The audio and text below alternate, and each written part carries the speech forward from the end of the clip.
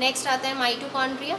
Mitochondria भी आपका nucleus के बाहर इस साइटोप्लाज्म में ही प्रेजेंट होता है माइटोकॉन्ड्रिया, और इसका स्ट्रक्चर कुछ इस टाइप से होगा, गोलाकार, और ये भी दोहरी मेम्ब्रेन होगी, इसमें दोहरी झिल्ली, बाहर वाली तो प्लेन ऐसे होगी और जो अंदर वाली मेम्ब्रेन है वो इस टाइप से घूमी घूमी होगी।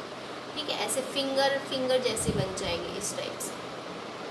अब इनको फोल्ड को, ये जो फिंगर जैसे फोल्ड है, इन फोल्ड्स को हम क्या बोलेंगे? क्रिस्टे। क्या बोलेंगे? क्रिस्टे। और एंडोप्लाज्मिक रेटिकुलम में ये जो बीच में फोल्ड था या कनेक्टिंग लिंक था, इसको हम क्या बोलेंगे? Cisternae. So don't get confuse with these two terms. Endoplasmic reticulum में सिस्टर्ने और माइटोकॉन्ड्रिया में क्रिस्टे होते हैं।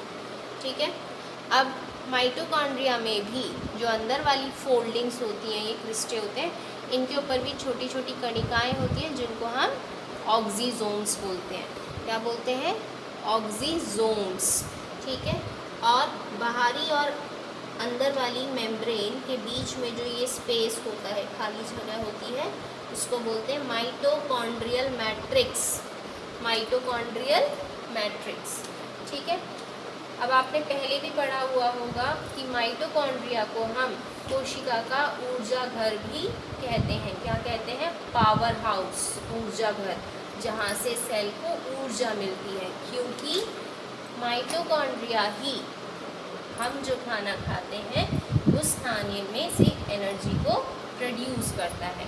ठीक है, किस फॉर्म में, किस रूप में प्रोड्यूस करता है? एटीपी। किस फॉर्म में? एटीपी।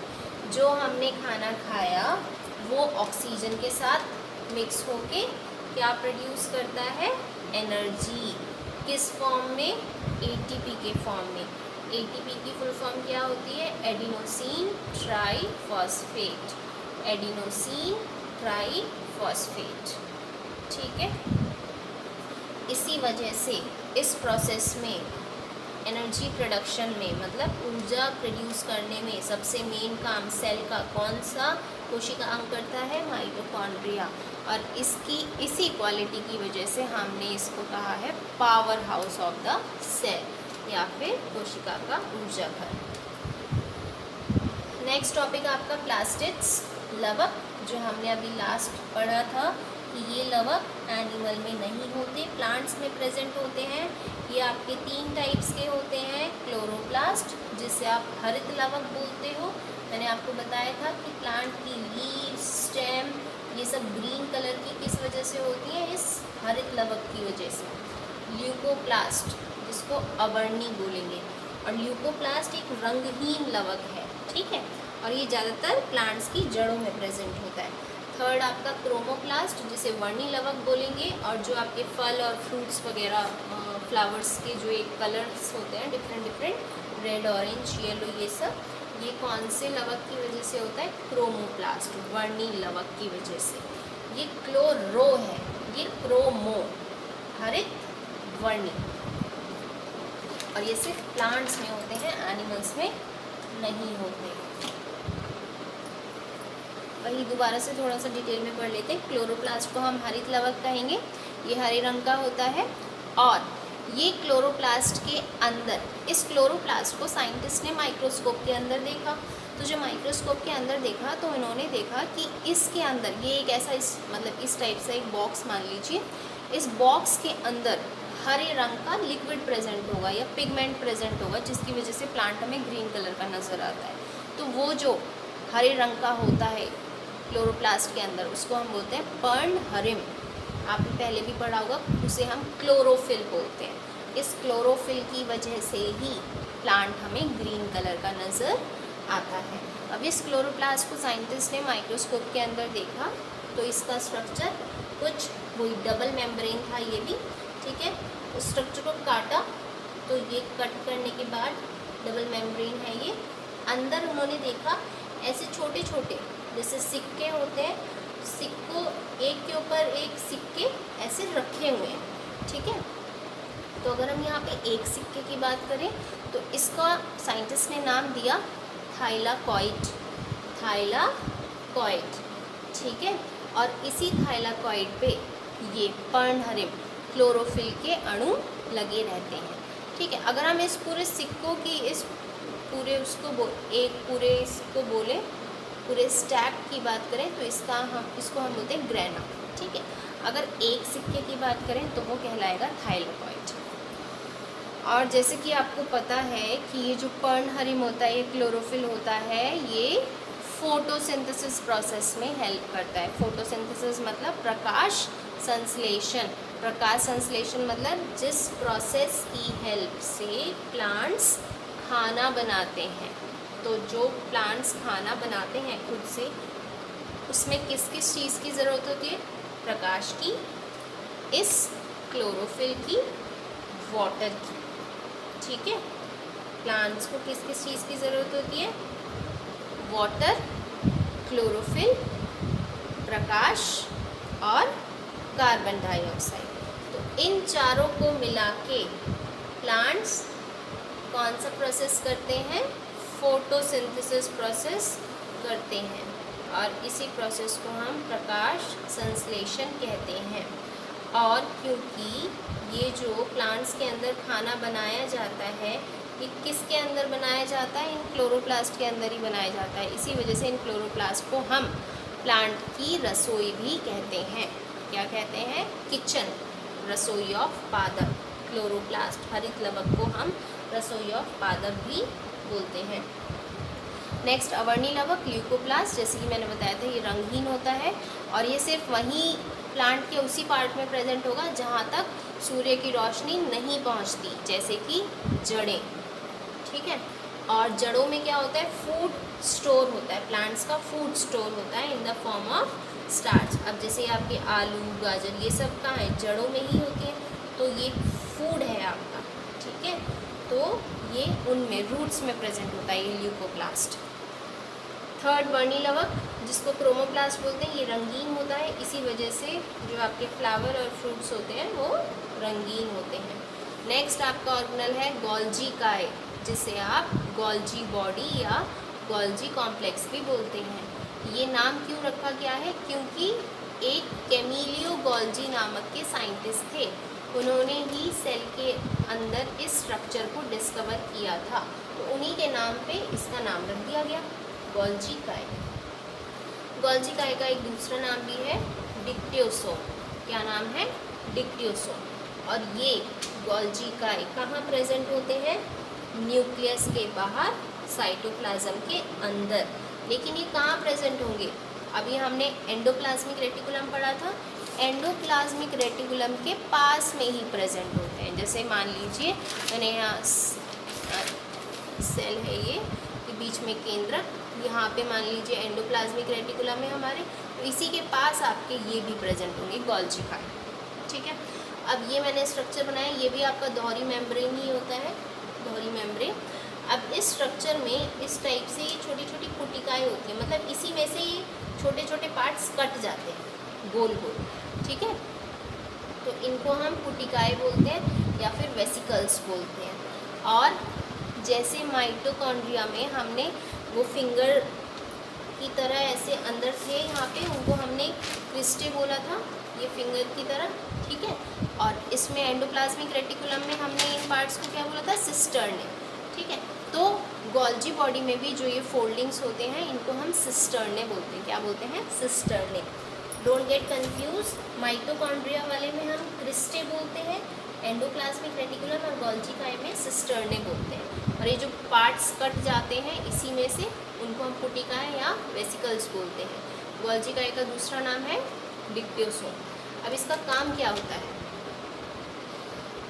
एंडोप्लाज्मिक रेटिकुलम के ऊपर हमने पढ़ा था, उसके ऊपर छोटी छोटी कणिकाएँ होती हैं जिनको हम राइबोसोम्स बोलते हैं, और वो प्रोटीन बनाने में हेल्प करती हैं, और ये एंडोप्लाज्मिक रेटिकुलम के पास में ही होते हैं। तो ये क्या करते हैं कि एंडोप्लाज्मिक रेटिकुलम से उन प्रोटीन को ले लेते हैं। ठीक है, ये क्या करेंगे? गोल्जी काय एंडोप्लाज्मिक रेटिकुलम से वो प्रोटीन्स कलेक्ट कर लेंगे, ले लेंगे। ये फिर उनकी अच्छे से पैकिंग करेंगे और फिर पैक करके जहाँ पे उस प्रोटीन की ज़रूरत है ये उस तक पहुँचा देते हैं। मान लीजिए यहाँ पे कर ली पैकिंग प्रोटीन की। अब उन्होंने यहाँ पे पैक कर लिया। तो पैक करके ये जो बैग बना है छोटा सा, ये बैग अलग हो गया इससे, और ये अब वहाँ चला जाएगा जहाँ पे प्रोटीन की ज़रूरत हो। तो इस वजह से, क्योंकि ये क्या काम कर रहा है, प्रोटीन्स, लिपिड्स, इन सब पदार्थों को पैकिंग कर करके गुटिकाए के रूप में दूसरी जगह तक ट्रांसफ़र कर रहा है। तो इसके इसी गुण की वजह से हम इसको सेल का पोस्ट ऑफिस भी कहते हैं या ट्रैफिक पुलिस भी बोलते हैं। पोस्ट ऑफिस का काम क्या होता है, लेटर का ट्रांसफ़र करना। उसी तरह ये भी क्या कर रहा है, प्रोटीन, लिपिड्स और अन्य पदार्थों को गुटिकाए के रूप में पैकिंग करके एक जगह से दूसरी जगह ट्रांसपोर्ट कर रहा है। ठीक है, और ये सब पदार्थ किस चीज़ में हेल्प करते हैं, प्रोटीन, लिपिड, ये सेल मेम्ब्रेन बनाने में हेल्प करते हैं, कोशाभित्ति बनाने में, निर्माण करने में हेल्प करते हैं। ठीक है, नेक्स्ट राइबोसोम। अभी हम पढ़ ही रहे हैं, राइबोसोम साइटोप्लाज्म में प्रेजेंट होता है और एंडोप्लाज्मिक रेटिकुलम के ऊपर। एंडोप्लाज्मिक रेटिकुलम के ऊपर वो छोटी छोटी कणिकाएं जो बताई थी वो राइबोसोम्स ही होती हैं, और अलग से भी वो इधर उधर थोड़ी थोड़ी प्रेजेंट होती हैं। ठीक है, ये क्या काम करती हैं, प्रोटीन बनाने में हेल्प करती हैं। और ये बनी किस चीज़ से होती है, ये भी एक आरएनए नामक प्रोटीन से बनी होती है, जिसे आप राइबोन्यूक्लिक अम्ल बोलते हैं। ठीक है, इसी वजह से राइबोसोम को आप राइबोन्यूक्लिक प्रोटीन कण भी बोल सकते हो। ये राइबोसोम्स दो टाइप्स के होंगे, 70S और 80S। 70S और 80S में क्या डिफरेंस है, हमने चैप्टर के स्टार्टिंग में पढ़ा था कि प्रोकैरियोट्स और यूकैरियोटिक सेल होते हैं। प्रोकैरियोटिक सेल और यूकैरियोटिक सेल, प्रोकैरियोटिक सेल वो होते हैं जिसमें कोई खास डेवलप्ड फीचर्स नहीं थे, और यूकैरियोट्स जैसे हमारे सेल, ठीक है, हमारे डेवलप्ड फीचर्स वाले सेल। तो 80S राइबोसोम यूकैरियोट्स में प्रेजेंट होता है, इनका साइज़ बड़ा होता है। 70S वाला राइबोसोम प्रोकैरियोट सेल में प्रेजेंट होता है और इनका साइज़ छोटा होता है।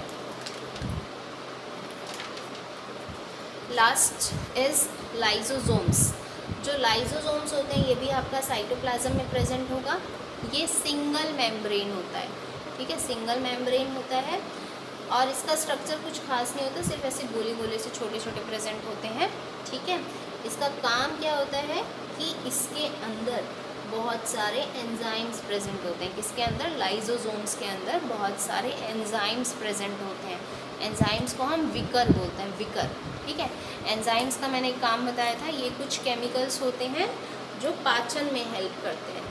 स्टार्टिंग में बताया था पाचन सिस्टम में, डाइजेस्टिव सिस्टम की जब हम बात कर रहे थे। ठीक है, कुछ ग्रंथियाँ होती हैं जो एंजाइम्स रिलीज़ करती हैं, जो पाचन क्रिया में हेल्प करते हैं। तो सिमिलरली सेल के अंदर भी जो ये लाइसोसोम्स होते हैं, ये किस चीज़ से बने होते हैं, मतलब इनके अंदर क्या प्रेजेंट होता है, विकर, एंजाइम्स प्रेजेंट होते हैं।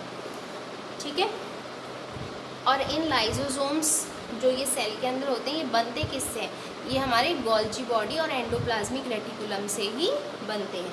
ठीक है, जो ये हमारा गोल्जी बॉडी था, यही कट कट के छोटे छोटे पीस में आपका लाइसोसोम बना देते हैं, और इसी के अंदर आपके एंजाइम्स प्रेजेंट होते हैं। अब इन एंजाइम्स का काम क्या होता है, जैसे डाइजेशन में मैंने बताया था, पाचन क्रिया में, तो यहाँ पर भी वही वाले एंजाइम्स होते हैं, मतलब नाम दूसरा होता है उन, और इनको हम बोलेंगे विकर विघटनकारी, मतलब डाइजेस्टिव एंजाइम्स। मतलब सेल के अंदर भी लगातार कुछ ना कुछ एक्टिविटीज़ होती रहती हैं, लगातार पदार्थ बनते रहते हैं, उनका पाचन होता रहता है, और जो बेकार का होता है वो निकल जाता है। तो जो ये पाचन क्रिया होती है सेल के अंदर, वो कौन सा ऑर्गेनल करेगा, कोशिकांग करेगा, लाइसोसोम्स। क्यों ये करेगा, क्योंकि इसके अंदर एंजाइम्स प्रेजेंट होते हैं। कौन से एंजाइम, विकर विघटनकारी। ठीक है, और कई बार क्या होता है कि सेल के अंदर अगर कोई एक्टिविटी गलत हो जाती है, तो ये, और कोई जैसे कोई कोशिकांग पुराना हो जाता है, ओल्ड हो जाता है, तो ये लाइसोसोम अपने एंजाइम्स, अपने विकर प्रोड्यूस करके उस ऑर्गेनल को डिस्ट्रॉय कर देगा, ख़त्म कर देगा। ठीक है, और उसको फिर सेल से बाहर थ्रो आउट कर देगा। या फिर कई बार क्या होता है, कोई पूरा सेल ही बेकार हो जाता है, ठीक है, तो वो ये धीरे धीरे डाइजेस्ट करता जाएगा ठीक है, और धीरे धीरे पूरा सेल ही ख़त्म कर देगा। तो इस वजह से लाइसोसोम की इस प्रॉपर्टी की वजह से, क्योंकि इसके अंदर विकर होते हैं और ये विभिन्न पदार्थों का पाचन करते हैं, इसकी वजह से इनको हम आत्महत्या का थैला भी बोलते हैं। क्योंकि अगर कोई सेल खराब हो गया तो ये खुद ही अपने एंजाइम्स प्रोड्यूस करके उस सेल को खुद ही आत्महत्या कर देते हैं, जिसकी वजह से इसका नाम दिया है आत्महत्या का थैला या फिर सुसाइडल बैग्स। ठीक है, प्रोटीन, फैट्स, ग्लाइकोजन का पाचन कर कोशिका को ऊर्जा प्रदान करते हैं, और ये जो डाइजेशन करते हैं, पाचन करते हैं, जैसे प्रोटीन, फैट और ग्लाइकोजन का, तो इससे सेल को एनर्जी भी मिलती है। ठीक है, मतलब ये पॉजिटिव वे में भी काम करते हैं, और अगर कोई गलत सेल है, अनवांटेड सेल है, तो उसको डिस्ट्रॉय भी कर देते हैं। Okay, so thank you so much for today.